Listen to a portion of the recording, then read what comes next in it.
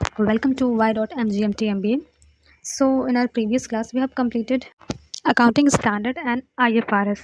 सो हम अपनी पिछली क्लास में लास्ट क्लास में हमने अकाउंटिंग स्टैंडर्ड्स और IFRS हमने पढ़ा था कि अगर इंटरनेशनल ट्रांजैक्शंस अगर किए जा रहे हैं तो वहाँ पे कौन से रूल्स वगैरह का कौन सी पॉलिसीज़ का अप्लाई किया जाता है। जैसे इंटरनेशनल में IFRS का यूज़ किया जाता है और अगर इंडिया में ही अगर हो रहा है डिफरेंट स्टेट्स में तो वहाँ पर क्या यूज़ किया जाता है। ठीक, तो आज हम लोग ये पढ़ेंगे कि हमारी जो बुक कीपिंग होती है जो पहले चलती थी और जो अकाउंटिंग होती है इसमें क्या होता है, डिफरेंस क्या होता है। So let's start. तो मैं बेसिक मीनिंग अगर बुक कीपिंग की आपको बताऊं तो बुक कीपिंग में होता क्या है, बुक कीपिंग में सिर्फ ट्रांजैक्शंस जो हमारे होते हैं ना, जो डीलिंग होती है उसकी रिकॉर्डिंग होती है। ठीक है, मतलब जर्नल एंट्री बन गई और उसके बाद लेजर बनता है। बुक कीपिंग में बस यही होता है कि जितने भी इंफॉर्मेशन आपके बिजनेस से रिलेटेड हैं, जो जो भी ट्रांजेक्शन्स वगैरह हो रहे हैं, सेल हो रहा है, परचेज हो रहा है, रिटर्न हो रहा है, जो भी है उसको रिकॉर्ड कर दिया जाता है। यहाँ पे क्या होता है, बेसिकली रिकॉर्डिंग का काम होता है और डिफरेंट अकाउंट्स बनाए जाते हैं। ठीक, मतलब लेजर का काम यहाँ पे होता है और जर्नल एंट्री का यहाँ पे काम होता है बस।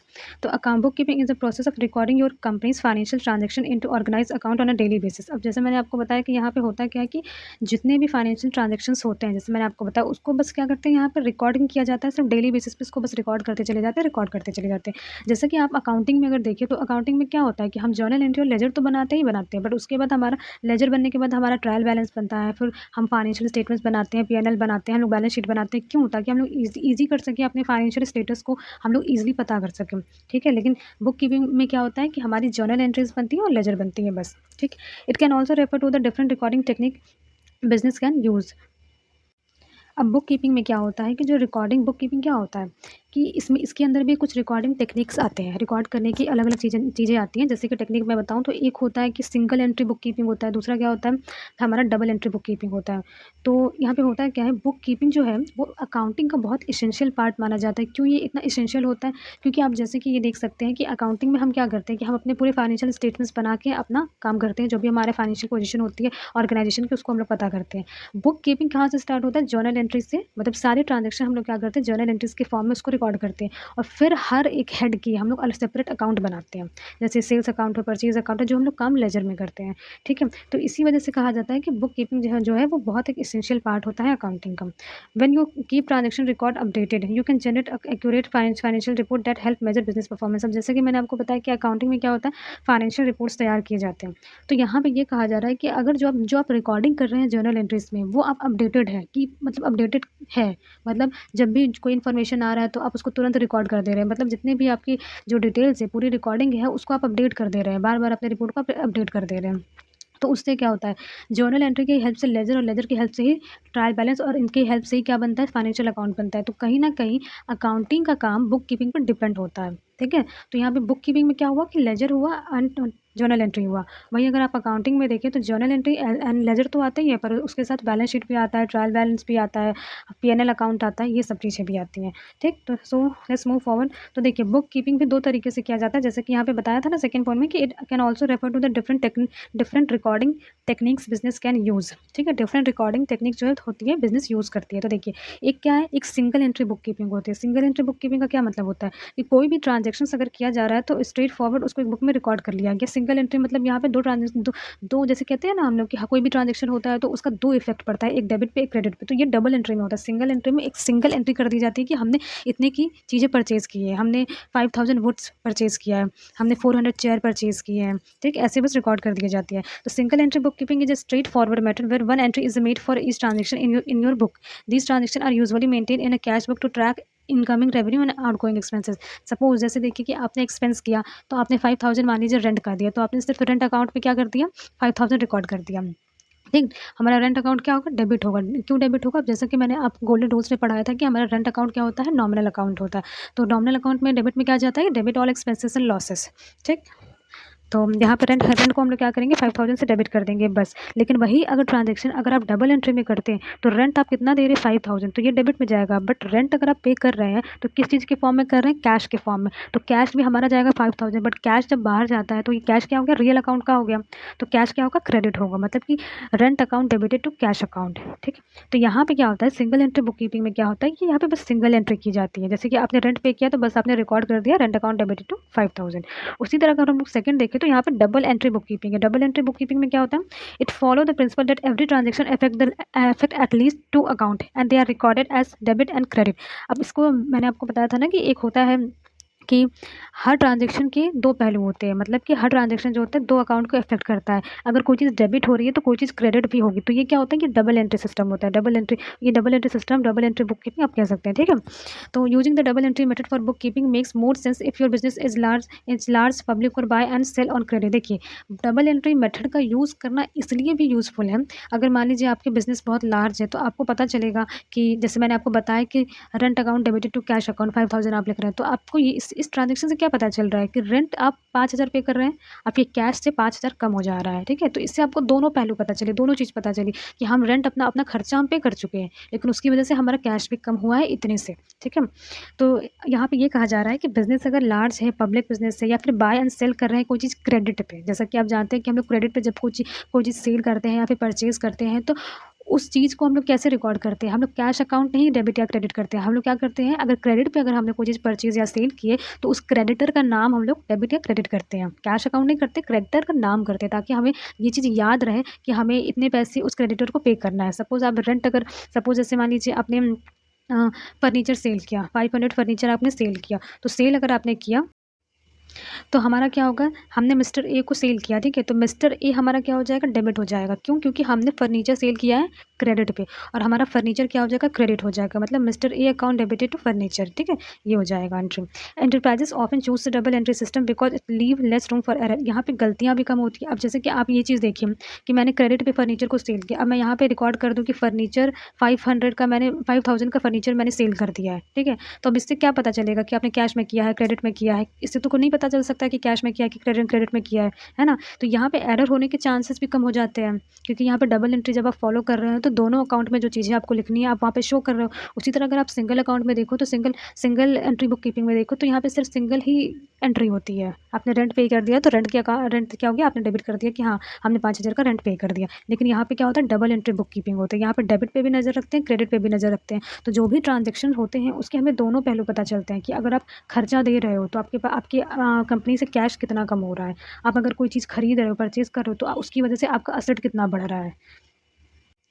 अब मैं आपको अकाउंटिंग की मीनिंग समझाऊँगी। तो जैसे अकाउंटिंग में मैंने आपको बताया कि बुक कीपिंग क्या होती है, इनिशियल स्टेज होती है अकाउंटिंग की, आप ये भी कह सकते हैं। बुक कीपिंग में हमने क्या किया, जर्नल एंट्री करी, हमने लेजर बनाया। वैसे अकाउंटिंग में हम क्या करते हैं, लेजर बनाने के बाद हम ट्रायल बैलेंस बनाते हैं और अपने पूरे फाइनेंशियल स्टेटमेंट्स बनाते हैं, मतलब पीएनएल बनाते हैं, ट्रेडिंग बनाते हैं और बैलेंस शीट हम लोग बनाते हैं, ठीक है।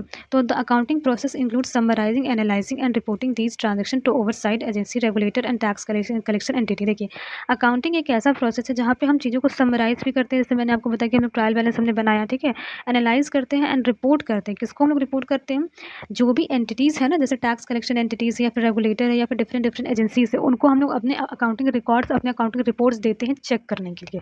मतलब आपने ये चीज़ देखा कि बुक कीपिंग में लेजर बनाने के बाद काम खत्म, लेकिन जब हम लोग अकाउंटिंग करते हैं ना, तो जो भी हमारे फाइनेंशियल स्टेटमेंट्स बनकर आते हैं ना, वो फाइनेंशियल स्टेटमेंट डिफरेंट यूजर्स के यूज़ में आते हैं। इसीलिए क्या होती है, जो ये टैक्स कलेक्शन डिपार्टमेंट जो होती है ना, जहाँ पे टैक्स जब आप फाइल करेंगे तो वहाँ पर क्या होगा, आपका जो फाइनेंशियल पूरा रिपोर्ट है ना, वो वहाँ पे सबमिट होता है, वहाँ पे चेक होता है उसकी, जैसे आप कहते हैं ना कि ऑडिटिंग हो रही है चीज़ों की, तो ये सब चीज़ें चेक की जाती हैं। इसीलिए रेगुलेटर और एजेंसीज क्या करते हैं कि जो भी आपने अकाउंटिंग करके पूरी फाइनेंशियल रिपोर्ट बनाई है, उसकी एक तरीके से वो समझिए कि उस पर एक नज़र रखते हैं, चेक करते हैं कि आपने जो भी यहाँ पे ट्रांजेक्शन रिकॉर्ड किए हैं वो सही है कि नहीं सही है। The financial statement used in accounting are a concise summary of financial transaction over an accounting period, summarizing a company's operation, financial position and cash flow। अब जैसे कि मैंने आपको ये चीज़ बताया, तो यहाँ पे क्या होता है, जो फाइनेंशियल स्टेटमेंट होता है, जो हम लोग अकाउंटिंग करके जो बनाते हैं, अकाउंटिंग करके जो हम लोग फाइनेंशियल स्टेटमेंट जो हम लोग तैयार करते हैं, एक तरीके से ये समरी होती है, कंसाइज समरी होती है। जितने भी फाइनेंशियल ट्रांजेक्शन होते हैं उसकी कंसाइज समरी होती है। मतलब एक फाइनेंशियल ईयर में जितने भी ट्रांजेक्शन हो रहा है उसका हम एक समरी हमने बना करके तैयार कर दिया। ट्रेडिंग हो गया, ट्रेडिंग एंड पीएनएल अकाउंट हो गया, ठीक है। जैसे आपने एक कैश फ्लो स्टेटमेंट आप बनाते हैं, कैश फ्लो स्टेटमेंट हो गया। कैश फ्लो स्टेटमेंट में हम लोग क्या दिखाते हैं कि कैश इनफ्लो कितना है, कैश आउटफ्लो कितना है, ठीक है। फाइनेंशियल पोजीशन हमने पता कर लिया, कैसे बैलेंस शीट बना के हम लोग फाइनेंशियल पोजीशन हमने पता कर लिया, तो कंपनी के ऑपरेशंस को देख लिया, पीएनएल अकाउंट बना के, ट्रेडिंग एंड पीएनएल बना करके। तो यहाँ पे क्या होता है कि जो फाइनेंशियल स्टेटमेंट जो हमारे पूरे बन के अंत में जो तैयार होते हैं, ये एक तरीके से पूरी कंपनी की ओवरव्यू को समराइज़ करके दे देता है। ठीक, regardless of the size of a business accounting is a necessary function for decision making, cost planning and measurement of economic performance. अब जैसा कि यहाँ पे अकाउंटिंग क्या होता है, एक ब्रॉडर कॉन्सेप्ट होता है बुक कीपिंग से, मतलब अकाउंटिंग क्या ब्रॉडर कॉन्सेप्ट है, यहाँ पे ज़्यादा चीज़ों का पता कर सकते हैं। तो अकाउंटिंग रिकॉर्ड्स जो भी होते हैं, मतलब फाइनेंशियल रिकॉर्ड जो भी होते हैं अकाउंटिंग करने के बाद जो हम लोग बनाते हैं, बहुत सारे डिफरेंट डिफरेंट यूजर्स जो होते हैं उनको यूज़ करते हैं, ठीक है, अपना डिसीजन मेकिंग के लिए। फॉर एन एग्जाम्पल मैंने आपको यूजर्स वाले उसमें बताया था, वीडियो में बताया था कि जैसे कि इन्वेस्टर हैं तो उनको फाइनेंशियल रिपोर्ट की ज़रूरत क्यों है। अगर वो आपकी कंपनी में इन्वेस्ट करना चाहते हैं तो ज़ाहिर सी बात है कि वो आपकी फाइनेंशियल स्टेटस को भी जानना चाहेंगे कि आपकी कंपनी की पोजीशन क्या है, फाइनेंशियल पोजीशन क्या चल रही है। तो उनको वो सारे रिपोर्ट्स की उनको ज़रूरत पड़ेगी, ठीक है। आप टैक्स फाइल करने जा रहे हैं तो टैक्स डिपार्टमेंट भी आपका पूरा चेक करेगा, आपका पूरा फाइनेंशियल रिपोर्ट है, फाइनेंशियल रिकॉर्ड है, सब कुछ आपका चेक करेगा, ठीक। तो ये इसकी बेसिस पे क्या करते हैं, डिसीजन सारे लिए जाते हैं, ठीक। कॉस्ट प्लानिंग कैसे की जाती है, इसके बाद कॉस्ट प्लानिंग की जाती है। जैसे फाइनेंशियल स्टेटमेंट आपने बनाया तो आपको ये चीज़ पता चला कि हाँ आप रेवेन्यू कितना अर्न कर रहे हैं। जैसे कि स्टेटमेंट ऑफ पीएनएल जो हम लोग इनकम स्टेटमेंट हम लोग कहते हैं ना, कि पीएनएल का दूसरा नाम है इनकम स्टेटमेंट। तो इनकम स्टेटमेंट जब आप बनाते हैं तो आपको ये चीज़ पता चलता है ना कि आपकी रेवेन्यू कितनी हुई, आपके इनकम कितना हुआ, कितना एक्सपेंसेस हुआ, ये सब चीज़ें जो आपको पता चलती है ना। तो इससे क्या होता है, इससे कॉस्ट प्लानिंग की जाती है। आप कितना खर्चा कर रहे हैं, अगर आप उससे ज़्यादा अर्न कर ले रहे हैं तब तो ये सिचुएशन आपके लिए फेवरेबल है। लेकिन आप जितना खर्चा कर रहे हैं उससे प्रॉफिट आपको, रेवेन्यू उससे बहुत आपको कम मिल रहा है, तो वो क्या हो जाएगा, वो सिचुएशन आपके लिए अनफेवरेबल हुआ। और as well as economic performance को भी मेजर करता है कि मार्केट में आपकी ऑर्गेनाइजेशन की परफॉर्मेंस कितनी है, आपकी प्रोडक्ट की डिमांड कितनी है, आपकी एक साल में आपकी सेल कितनी हो पा रही है, कितना आप परचेज कर रहे हैं, कितना आपको रेवेन्यू जनरेट हो रहा है और उसके ऊपर से आपको प्रॉफिट कितना हो रहा है, ठीक है। अब book keeper can handle basic accounting need but a certified public accountant should be utilise for a larger और मोर एडवांस अकाउंटिंग टास्क। देखिए बुक कीपर क्या करता है, जैसे जो इंसान बुक कीपिंग करता है, मतलब जो इंसान रिकॉर्डिंग करता है और लेजर बनाता है सारे ट्रांजेक्शन का, उसको हम लोग बुक कीपर बोलते हैं। बुक कीपर बेसिकली करता क्या है कि जो भी अकाउंटिंग होती है सिर्फ वो अकाउंटिंग के बेसिक्स को हैंडल करता है। मतलब कि बेसिक अकाउंटिंग नीड क्या है कि आप कोई भी खर्चा कर रहे हो, कोई भी ट्रांजैक्शन हो रहा है, कोई भी चीज़ खरीद कर ला रहे हो तो उसको एक जगह रिकॉर्ड कर लो। जैसे कि आप देखते होंगे कि डे टू डे लाइफ में बहुत लोगों की ऐसी आदत होती है कि जितना भी वो लोग खर्चा करते हैं उसका क्या करते हैं, एक लिस्ट बना एक तैयार कर लेते हैं, एक समरी कि मैंने आज इतना खर्चा किया है सब्जी लाने पर, या फिर इतना खर्चा किया मैंने दूध के पैकेट लाने में, ऐसे लोग बना लेते हैं। तो बुक कीपिंग बेसिकली यही चीज़ होता है कि इसको सिर्फ ट्रांजेक्शन को रिकॉर्ड करना होता है कि बेसिक नॉलेज हमें हो जाए कि हमने कितना खर्च किया है और कितना कमाया है। उसी तरह आप अगर देखें तो सर्टिफाइड पब्लिक अकाउंटेंट जो होते हैं इनका ब्रॉडर काम होता है, इनका काम बहुत ब्रॉड होता है। क्यों, इनको पूरी फाइनेंशियल पोजीशन बिजनेस की अपनी कंपनी की शो करनी पड़ती है पूरा बैलेंस शीट के साथ। मतलब आप ट्रेडिंग भी बनाओगे, पीएनएल भी बनाओगे, कैश फ्लो भी बनाओगे, कितना कैश आया, कितना कैश गया, तो कितना आपको प्रॉफिट हुआ, कि लॉस हो कितना लॉस हुआ, कितना आप रेवेन्यू अर्न किए। इसके बाद जब आप एट लास्ट आप सारे एसेट रिकॉर्ड करेंगे, सारे लायबिलिटीज़ रिकॉर्ड करके जब बैलेंस शीट जब तैयार करेंगे तब आपको पता चलेगा कि हाँ हमारे फाइनेंशियल पोजीशन क्या है हमारी कंपनी की। तो जो सर्टिफाइड पब्लिक अकाउंटेंट की जो टास्क होता है ये ज़्यादा ब्रॉड होता है as compare to book keeper. अब हम लोग ये देखेंगे कि what is the difference between book keeping and accounting. Book keeping और अकाउंटिंग में क्या डिफरेंस है। तो फर्स्ट क्या है, recording and categorising financial transaction. यहाँ पे क्या होता है कि हम लोग रिकॉर्ड करते हैं और कैटेगराइज करते हैं। कैसे, फॉर एन एग्जाम्पल मैंने आपको रेंट का एग्जाम्पल दिया, तो रेंट अकाउंट डेबिटेड कितना किया आपने 5000, ठीक है, और टू कैश अकाउंट क्रेडिट कितना आपने किया 5000 किया, ठीक। तो अब यहाँ पे आपको अगर कैटेगराइज करना होगा तो आप कैसे करेंगे, आप रेंट अकाउंट बनाएंगे लेजर में, ठीक, और कैश अकाउंट डिफरेंट बनाएंगे आप लेजर में। मतलब रेंट अकाउंट का अलग दिखाएंगे और रेंट अकाउंट में आप दिखाएंगे कि आपने कैश जो है 5000 खर्च किया है, और कैश अकाउंट में आप दिखाएंगे कि आपने रेंट 5000 खर्च किया है। फाइव मतलब कि 5000 आपने रेंट पे किया है, कैश से आप ये दिखाएंगे। उसी तरह अगर आप ये देखें अकाउंटिंग में तो यहाँ पे एडजस्टिंग एंट्री पे वो रिकॉर्ड की जाती है। तो अकाउंटिंग में अक्रूड इनकम एंड एक्सपेंसेस भी आ जाते हैं, प्रीपेड इनकम एंड एक्सपेंसेस भी आ जाते हैं, ठीक है। और वही बुक कीपिंग में क्या होता है कि यहाँ पे जो भी फाइनेंशियल ट्रांजेक्शन होते हैं जो डायरेक्ट है, जिसकी सेल हुआ परचेज हुआ, बस यही सब चीज़ें रिकॉर्ड की जाती है। सेकंड आप देखिए तो यहाँ पे posting in debit and credit, ठीक है। तो यहाँ पे क्या होता होता है कि यहाँ पे जो हम लोग पोस्टिंग करते हैं, जो भी हम लोग बनाते हैं जनरल एंट्री, वहाँ पे हम लोग क्या करते हैं, सिर्फ डेबिट एंड क्रेडिट में हम लोग पोस्ट करके छोड़ देते हैं। जबकि यहाँ पे अकाउंटिंग में क्या होता है कि यहाँ पे पूरे फाइनेंशियल स्टेटमेंट्स बन के तैयार किए जाते हैं। मतलब कि ट्रायल बैलेंस के बाद जितने भी फाइनेंशियल स्टेटमेंट्स होते हैं वो सब इसमें बनाए जाते हैं, ठीक। थर्ड क्या है, producing and sending invoices. Book keeping में हम लोग क्या करते हैं कि प्रोड्यूस करते हैं, मतलब कि इनवॉइसेज जो होता है उसको बनाते हैं और उसको सेंड कर देते हैं, ठीक, जो भी इनवॉइसेज आते हैं। अब ऐसे अगर हम लोग अकाउंटिंग में देखें तो यहाँ पे कंप्लीटिंग इनकम टैक्स रिटर्न, यहाँ पे पूरा कंप्लीट इनकम टैक्स रिटर्न जो भी हमें भरना है इनकम टैक्स, यहाँ पे ये पूरा बनाया जाता है।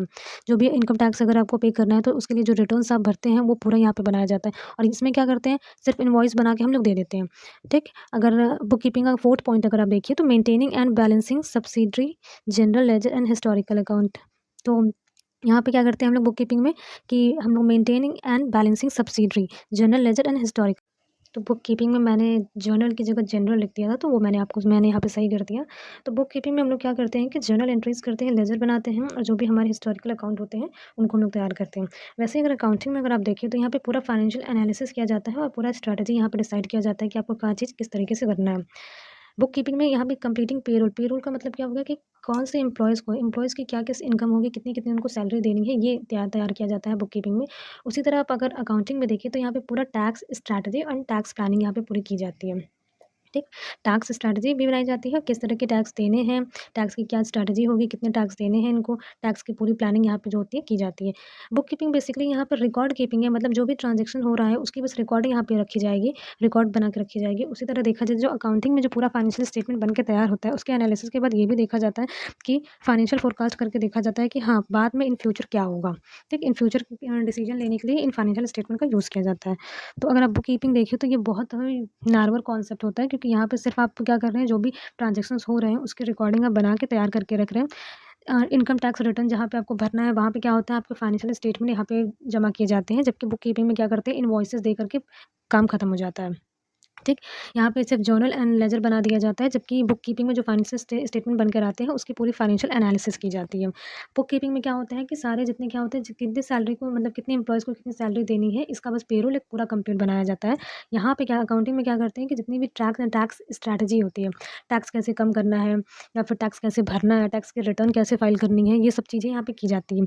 वैसे उसके बाद यहाँ पे क्या करते हैं, रिकॉर्ड ही बस रखते हैं, यहाँ पे पूरी फाइनेंशियल एनालिसिस एंड फोरकास्टिंग की जाती है। तो यहाँ पे मैंने difference between book keeping and accounting आपको ये पूरा कवर करा दिया है।